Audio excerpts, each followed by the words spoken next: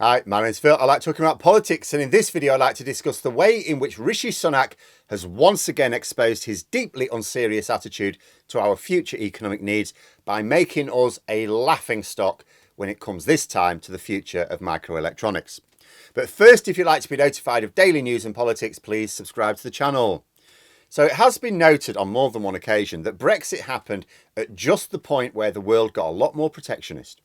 If ever there was a good time to go it alone, this was not it. But we have gone it alone.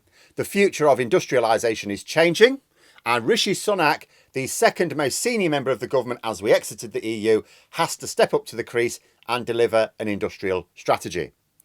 Would you like to know what it is for the future of AI and the next generation of computers? A report this weekend, the government announced this weekend, just before, that we are going to spend £100 million a year over a decade in the global race to produce those next generation of computer chips. Now, I've said this before, you talk about an amount of government investment and we don't really know what it's worth. It always sounds like a fortune because we compare it to our own finances. You know, £100 million a year sounds like a lot, doesn't it? Like to an ordinary person, yeah, you think, oh, if I had £100 million a year, that would be a fortune, wouldn't it? Very tasty income to have.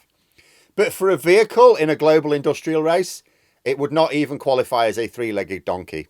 Let us compare, shall we? The EU is investing €43 billion in order to double their market share by 2030. That is basically £5 billion a year.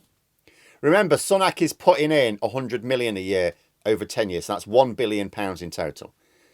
The EU, £5 billion a year.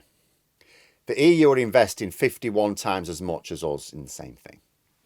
Are we going to win that race against the EU? I think not. It makes no difference. People go, oh, yeah, but the EU's lots of countries, we're one country. It doesn't matter. Countries are meaningless in this context. It's markets. It's about markets, right? The US is investing $52 billion for the same purpose. That is about £41 billion over the term. We're proposing this £100 million a year, covering a period of 10 years. So that's a grand total, as I say, of £1 billion invested in order to have a stake in the global computer market. £1 billion against the £41 billion from the US and £37 billion from the EU. As well as the already established dominance of East Asia in this field. Because remember, they've already got a head start, right? It's as I always say, when you put Tory party spending into context when they're in government, it always looks ridiculous, one way or the other. Because let's look at it another way as well. Sunak is committing a total investment of £1 billion to be a player in the production of next generation microchips. He spent £1.6 billion on 3 barges to house asylum seekers in the most inefficient way possible. It's how the Tories operate.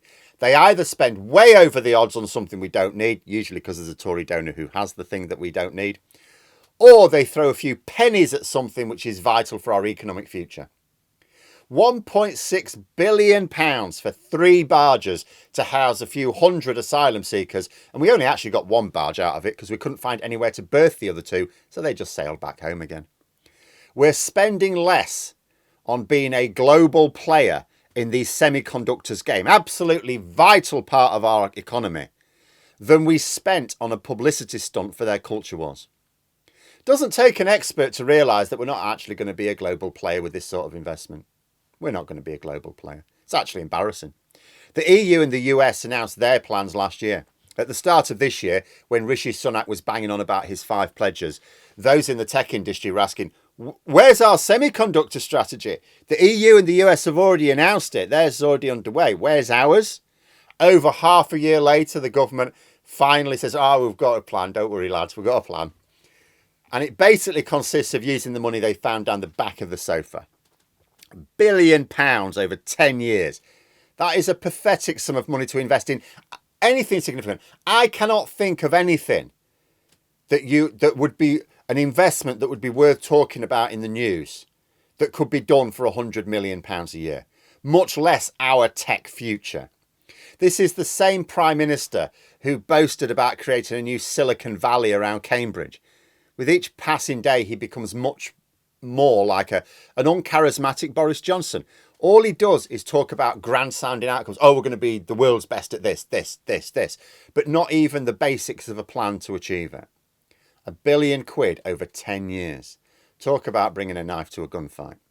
I'm not actually sure I even want to read what tech experts in the US and around Europe think about this. We are an absolute laughingstock. But there we are. Those are my thoughts. Let me know yours in the comments below. Hope you found the video interesting. If you did, please click the like button. And if you'd like to support the channel further, the join button for memberships. And until next time, I'll see you later.